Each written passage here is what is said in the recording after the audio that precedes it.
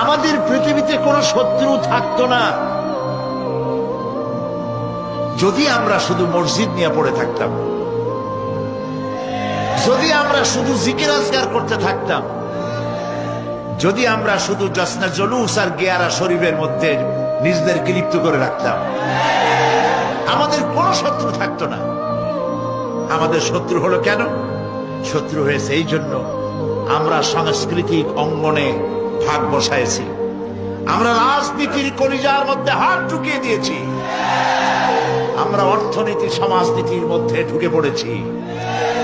আর এটা আন্দাজে ঢুকি নাই, আল্লাহ ঢুকাইছে। সুবহানাল্লাহ। তাই ওরা আমাদের শত্রু। কারা শত্রু? মাওলানা আবুল কাসেম সিফাতুল্লাহ সাহেব তার বক্তব্যের মধ্যে কিছু কথা আলোচনা করেছেন। শত্রু কারা আপনারা নিশ্চয়ই চিনে ফেলেছেন, ইতিমধ্যেই চিনেছেন না?